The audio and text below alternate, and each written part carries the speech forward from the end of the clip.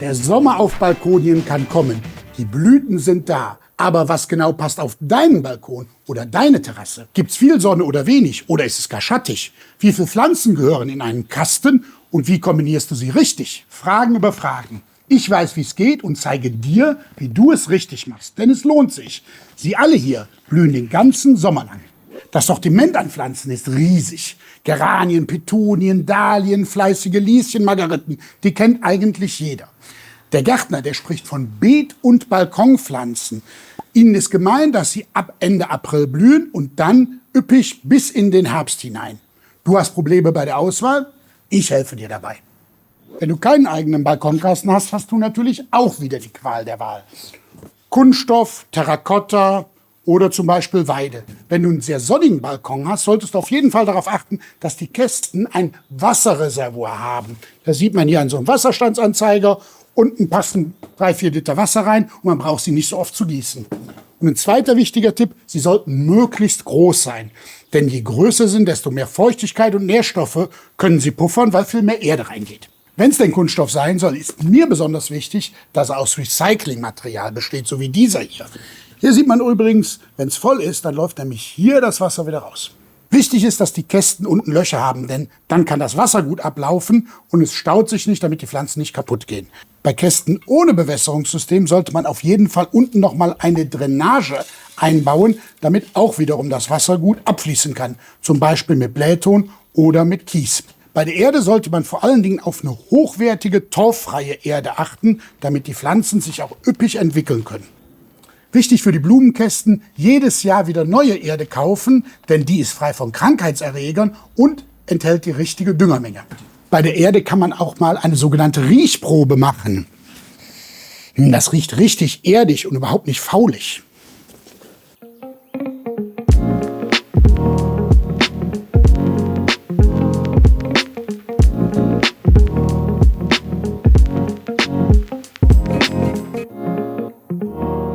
Kommen wir jetzt endlich zu den Pflanzen. Liegt dein Balkon im Schatten, macht es natürlich keinen Sinn, Pflanzen für die Sonne auszuwählen und umgekehrt.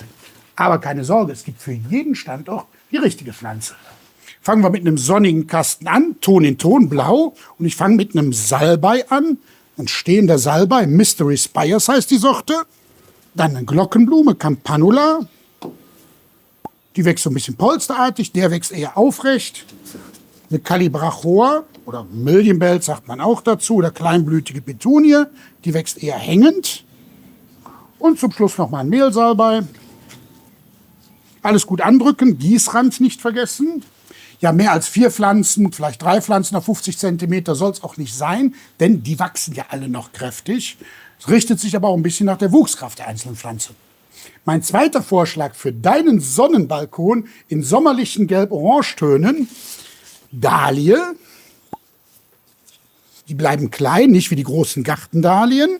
Mittagsblume, eine Gazanie, wunderschön. Die gehen halt mittags auf bei schönem Wetter. Dann mal eine Blattschmuckpflanze, sieht noch ein bisschen klein aus, ist eine Art Süßkartoffel. Und die rankt nachher wunderschön an dem Kasten runter, wenn er über dem Balkongeländer hängt. Ipomea purpurea. Dann so ein bisschen was Filigranes. Diamond Frost oder Zauberschnee sagt man dazu, ist eine Euphorbienart. Und da machen wir es so ein bisschen symmetrisch und spiegeln das nochmal nach da. Also wieder eine Dahlie. Und die wunderschöne Gazanie. Kannst wieder gut andrücken, Gießrand nicht vergessen. Und wem die Sonne fehlt, hier scheint sie trotzdem. Variante Sonnenkasten Nummer 3. Ganz im Barbie-Stil, passt aber auch zu Ken.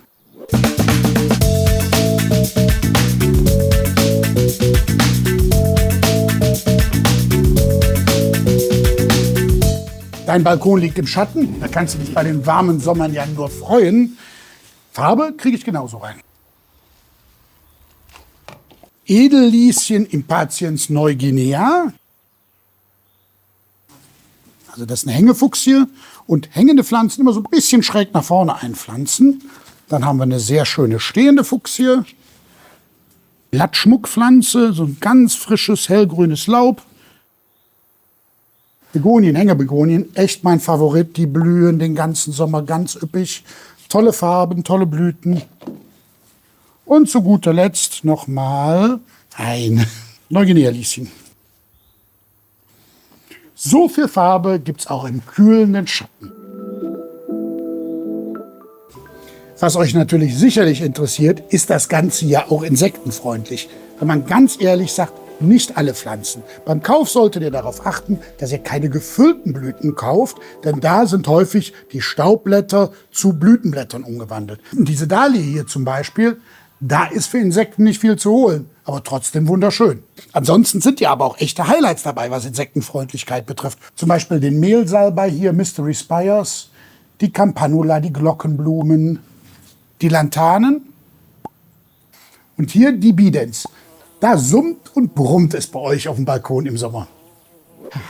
Ich sage euch mal, so ein Bad im Blütenmeer ist wirklich eine feine Sache. Aber auch wenn es bei euch ein paar Blüten weniger sind, ein paar Pflegetipps, die solltet ihr auf jeden Fall beachten. Vor allen Dingen regelmäßig düngen. Die Pflanzen entwickeln sich sehr schnell, brauchen also auch entsprechend Futter. Daher entweder mit einem Flüssigdünger oder mit einem Langzeitdünger, entsprechend der Empfehlung, regelmäßig düngen. Wässern ist ganz wichtig, denn Trockenheit bedeutet Stress für die Pflanzen. Und Verblühtes regelmäßig ausputzen, denn wenn es einmal fault, sticht es auch ganz schnell die frischen Blüten an. Ich würde mal sagen, der Sommer kann kommen, auch wenn ich heute lieber unterm Dach sitze.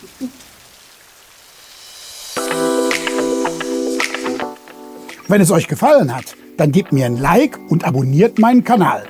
In unserer nächsten Folge, da dreht sich alles ums Hochbeet.